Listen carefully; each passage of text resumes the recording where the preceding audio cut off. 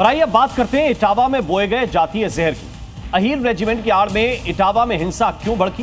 ब्राह्मण बहुल गांव में 2000 की भीड़ अचानक कैसे टूट पड़ी? क्या यह सिर्फ प्रदर्शन था या जातीय टकराव को हवा देने की सोची समझी साजिश? आरोप है कि इस पूरे बवाल की कमान गगन यादव पर थी, जो खुद को अहीर रेजिमेंट के लिए लड़ने वाला नेता बताता है। गगन पर एफआईआर हो चुकी है। वो जी न्यूज के कैमरे पर आया और एक बड़ा खुलासा किया। ब्राह्मणों के गांव में अहीर रेजिमेंट का अटैक क्यों हुआ? इटावा में किसके कहने पर जुट गई 2000 की भीड़?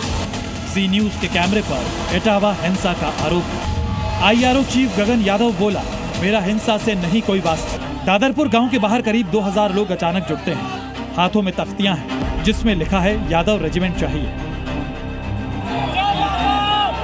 और जुबान पर उकसाने वाली नारेबाजी है, हल्ला है, हंगामा है। अचानक भीड़ जुटती है और फिर वही होता है जो एक सुनियोजित भीड़ करती है। पथराव, पुलिस पर हमला और जमकर बवाल।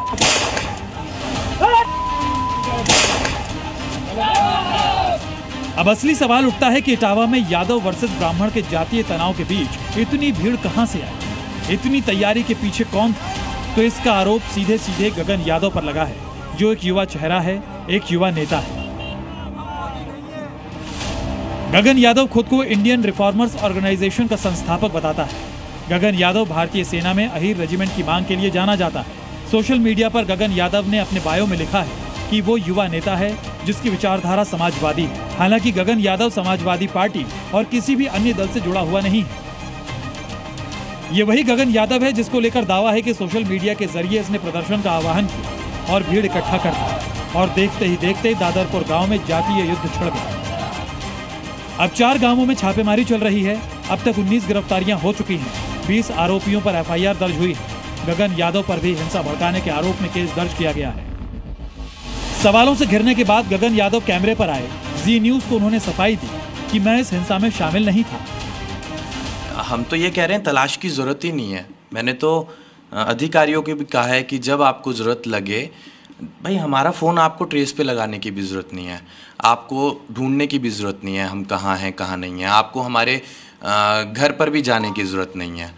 आप हमें सिर्फ एक मैसेज दें कि गगन यादव, हमें आपकी ज़रूरत है, या आपको हम अरेस्ट करना चाह रहे हैं, या आपसे हम पूछताछ करना चाह रहे हैं। आप सिर्फ एक मैसेज छोड़ दें, हम चलकर वहीं आ जाएंगे जहां आप बुलाना चाहते हैं। हम चोर नहीं है साहब। इटावा में जो कुछ हुआ वो महज गुस्सा नहीं था, वो सुनियोजित था, संगठित था और सोशल मीडिया के जरिए उकसाया गया था। और इन्हीं सबका आरोप लगा है गगन यादव पर। गगन यादव वही है जो कहता है कि वो अहीर रेजिमेंट के लिए लड़ाई लड़ रहा है। अहीर रेजिमेंट कोई संगठन का नाम नहीं है। अहीर रेजिमेंट यादव समाज की एक मांग है, एक मुद्दा है जो कई वर्षों से चलता आ रहा है। अहीर रेजिमेंट की मांग है, जिस प्रकार तमाम जाति आधारित रेजिमेंट्स की व्यवस्था भारतीय सेना में बनी हुई है, उसी प्रकार यादव समाज की भी कई वर्षों से ये मांग है कि हमारी भी भारतीय सेना में रेजिमेंट बने। तो इसको गलत नैरेटिव करना, इसका मुझे लगता है वो सही नहीं होगा। फिलहाल जिस गांव में यादव कथावाचक को लेकर यादव बनाम ब्राह्मण की लड़ाई छिड़ी थी, वहां अब भी तनाव है। एक सवाल और है, क्या यह अहीर रेजिमेंट की लड़ाई थी या कास्ट पॉलिटिक्स के नए चेहरे के लिए सोची समझी रणनीति? राजू राज, इटावा, जी मीडिया।